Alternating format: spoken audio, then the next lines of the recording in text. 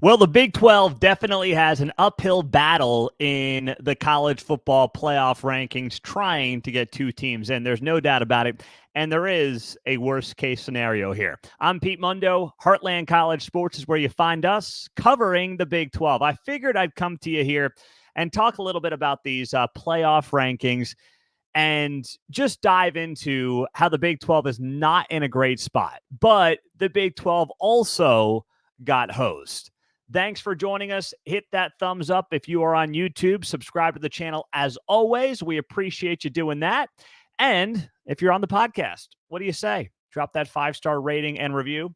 I'm holding my phone up, which you'll be able to see if you're watching on YouTube. But I held my phone up as I talked about dropping a 5-star rating and review on the podcast. And that was a very stupid thing to do. Because, well, if you're listening on a podcast, you can't see me pick up this phone. So strike one on me for being an idiot already on the show. But late night on Tuesday with all the election stuff, and now we're back into the swing on the college football side of things. So with that being said, BYU got jobbed. It's only the first rankings, but it doesn't bode well for the Big 12 or BYU moving forward. BYU is 8-0 and came in 9th in the college football playoff rankings. They were behind Oregon, Ohio State, Georgia, Miami, Texas, Penn State, Tennessee, and Indiana. The Indiana thing makes absolutely zero sense to me. Indiana, along with BYU, are undefeated. BYU has 2 ranked wins over the playoffs top 25. Right? Let's do that math again together. Let's talk about this once again. BYU finds itself in a position with 2 current wins over top 25 teams. They beat SMU, who is ranked 13th in the entire country right now. And they have a win over Kansas State, who's 19th. 2 top 20 wins. Meantime, what do you say we look at Indiana? What's Indiana got on its schedule this year? Now, they have a very difficult game upcoming against Ohio State, but I'm not seeing anything right now. No, I'm not seeing it. You're not seeing it either? No Nebraska, no Northwestern. No, you mean what? Washington's not in the mix either. Oh, geez, what a shame. Okay, so let me look at it here. Let's see: Maryland, Northwestern. These are their Big 10 wins. Nebraska, Washington, and Michigan State. It's interesting how that works. In fact, the more I look at it, all the teams they've beaten, the best team they've beaten is 3-3 in conference play. Yet there you have a BYU team with not only 2 top 25 wins over current ranked teams, but one of them was on the road. They went to SMU and got that win early in the season. And the playoff committee's like, oh well. All right, BYU, you're in the Big 12 or something. I mean, that's completely ridiculous. They got royally screwed on that deal. And it doesn't bode well for this league going forward if that's how the Big 12 is going to be treated and if that's how BYU is going to be treated. So that was a bad sign out of the gates for BYU to be as low as it was and be behind Indiana, which it frankly has no business being behind. Right now, BYU is 4th in the nation in strength of record. What is strength of record on ESPN's advanced analytics site? It reflects the chance that an average top 25 team would have that team's record or better given the schedule. Top 5 in the country is pretty good. They're behind Georgia, Oregon, and Miami, ahead of Ohio State, ahead of Penn State, ahead of Indiana. I mean, they've got a better strength of schedule than Indiana. BYU is 63. Indiana is 103. The remaining strength of schedule is better for Indiana. Indiana's at 13, BYU's at 46. But the main reason for that is Indiana's got to play Ohio State. And we all know Indiana's highly likely to lose that game. So explain to me again why BYU is behind Indiana in these college football playoff rankings. I mean, it's completely ridiculous. And I'll add this as well. I think that you could make the case that Indiana got screwed to some degree. You could make the case that Indiana, if it was Ohio State or Michigan, would be in the top 5, which tells you all you need to know about this system, right? It tells you a lot about it right now. So that is not a good setup for BYU. It's not a good setup for the Big 12. Now, the Big 12 at large, where are we at with the Big 12 right now? Well, the Big 12 champion is going to be part of the 12-team playoff. We know that much. But here's the worst-case scenario. Boise State wins out. BYU gets to the Big 12 championship game. Let's say they're undefeated. But they get upset by a 2-loss team like Kansas State or Colorado. Then it's entirely possible the Big 12 does not get one of those first 4 byes in the 12-team playoff because the first 4 byes are for the 4 highest-ranked conference champions. It's possible Boise State takes that from whoever the Big 12 champion would be in this scenario, let's say Kansas State or Colorado, because they have 2 losses. And then you say to yourself, okay, well, then the Big 12 doesn't get a first-round bye, which means the Big 12 champion would have to play a home playoff game in the first round. And it also makes it more unlikely that the Big 12 gets 2 teams into the playoff. I still believe there's a pathway for the Big 12 to get 2 teams into the playoff, but here's what has to happen. What has to happen is you need BYU to be undefeated, and then you have to lose to a reputable, like 1-loss, maybe a 2-loss Colorado, Kansas State to get yourself into the college football playoff. So BYU and this theoretical 2-loss or 1-loss Big 12 team and eventual Big 12 champion would both be in the playoff, where both teams would get at-large bids if Boise State ends up putting itself in a position where it wins out and steals that 4th bye from the Big 12 champ. But with all due respect to Boise State, I don't know how you could possibly put a Boise State champion with a bye over a Big 12 champion, even if that Big 12 champ is 2 losses.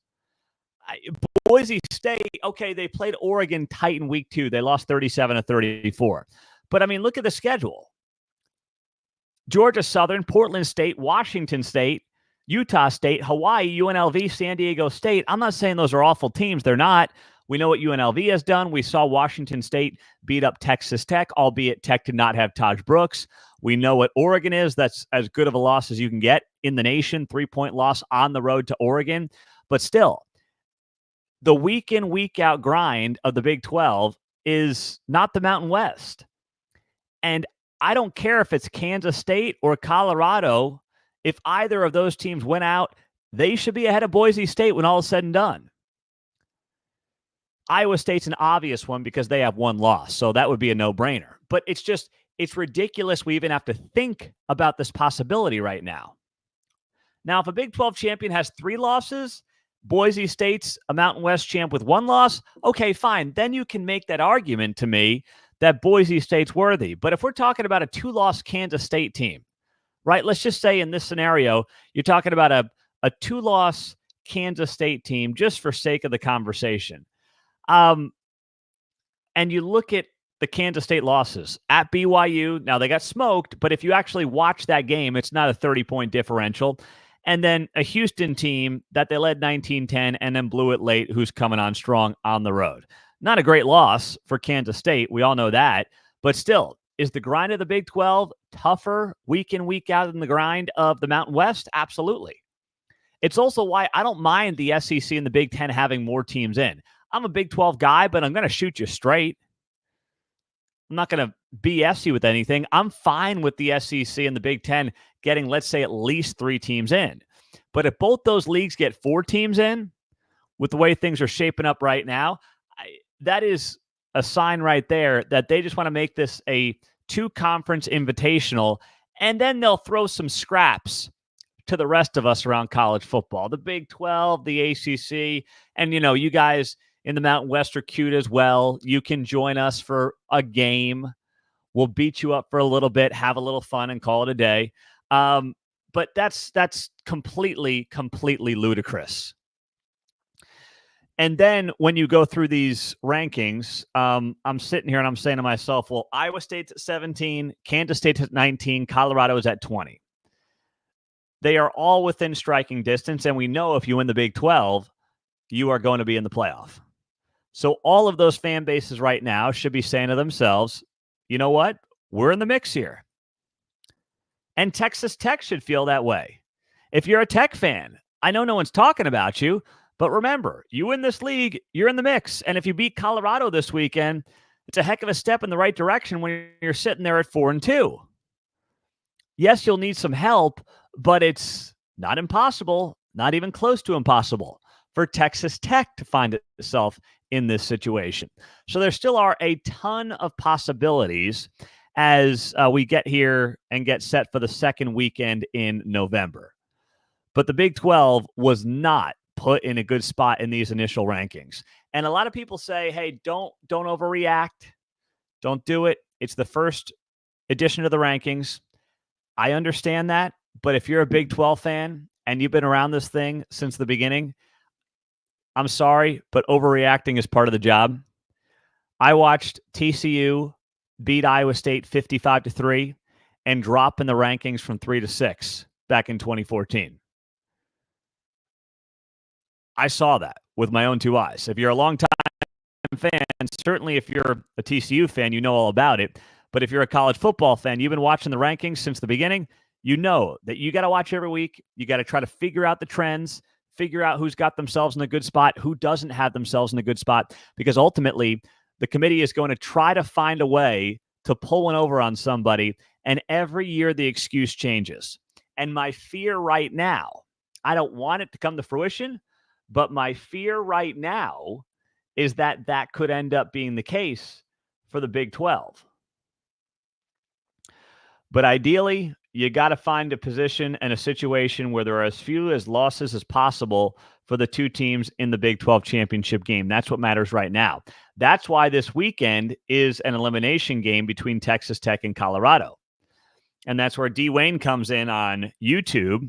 We appreciate him being there, and make sure you're subscribed on the YouTube channel if you haven't joined us there yet.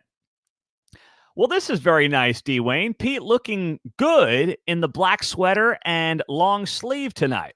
Appreciate it, brother. I'm married, so don't take it any further. Looks clean. No, I'm kidding, but thank you very much for that. What will Texas Tech be ranked when they upset Colorado at Big Noon Kickoff? Well, that is a very good question.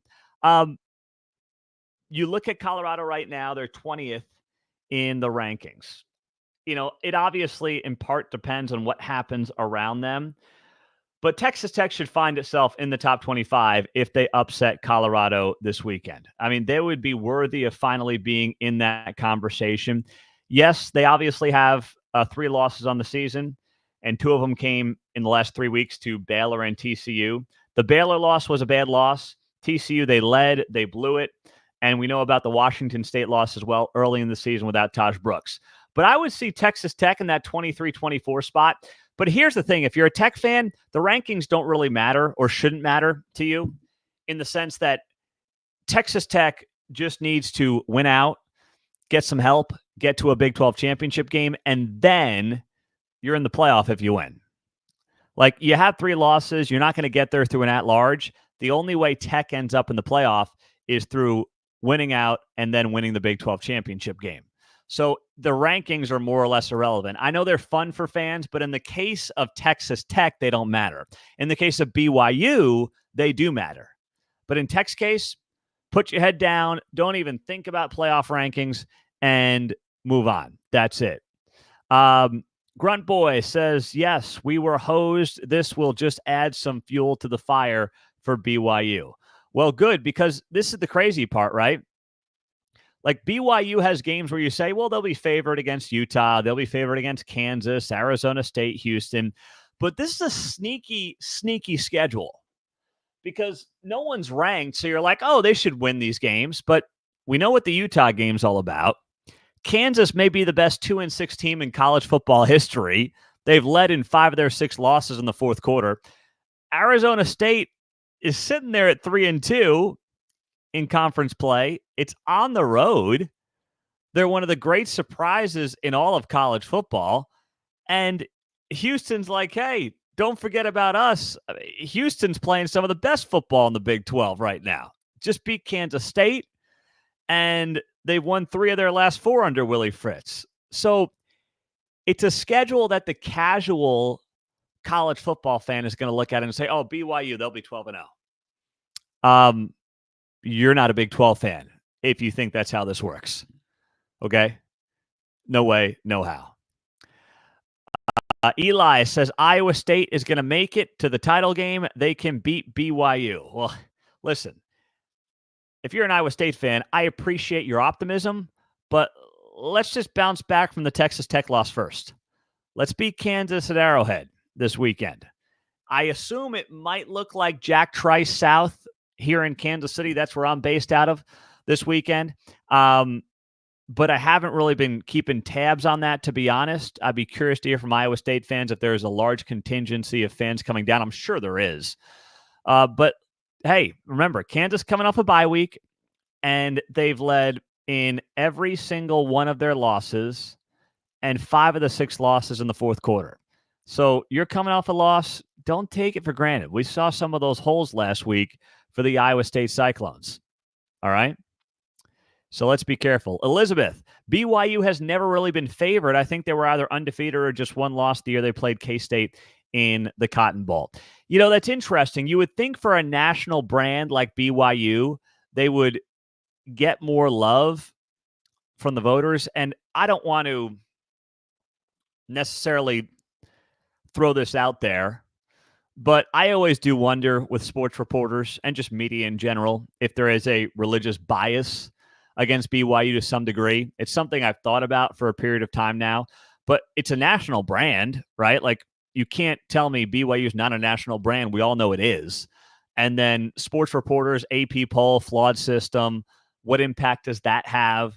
Human nature, human opinion, emotion in the playoff rankings. I'm just very surprised BYU is where it is. Camden says BYU got disrespected as usual. Yep. Mickey writes on Facebook, the committee is destroying the game with its favor of one conference over another. It's nothing but a joke. We haven't even had one yet. They already have it one-sided. I'm losing interest in college football. Don't do that. Don't do that, my man. Let's just see how this thing plays out. Trust me, if there's reason for outrage when all is said and done, I will have you covered here at Heartland College Sports. I launched this site. I know we have a lot of you who are new. I launched Heartland College Sports August of 2014. It was me and a laptop and nothing else. And I started the site. I was doing a podcast. We had like 7 listeners. I'm exaggerating. We had a few more. I didn't know what I was doing. And now look at this, right? The show is reaching hundreds of thousands of you. Subscribe, hit that thumbs up. It makes all the difference in the world. Hit the 5-star on Apple and Spotify. And now we're 10 years in. But I saw that the first year, and I saw the screw job for the Big 12. So I will tell you, and I will be the first one to get in line and let you know that this league got hosed. And there's no doubt BYU did. I don't think Iowa State, Kansas State, or Colorado did. I think they got treated fairly out of the gates right now. But let's just see how this thing plays out the next couple of weeks. And looking for trends is definitely an important part of figuring out what the committee might do on that Sunday after Championship Saturday. I'm Pete Mundo. We are Heartland College Sports. We are so grateful for you. I will have a preview show and my picks coming up on Thursday. My picks went 2-0-1 last week. So I will make sure to get you some good picks here this week. Make you a little cheese here for the weekend. What do you say? All I ask of you is to make sure you're subscribed. So thank you guys for doing that. We're also up on the Heartland College Sports forums on the website. They're free. Great way to hang out with Big 12 fans. I'm on there all the time, interacting with our fans as much as I can. So hope you guys have a great rest of your day. We've got you covered here at Heartland College Sports. Go Big 12. We'll talk to you soon. Take care.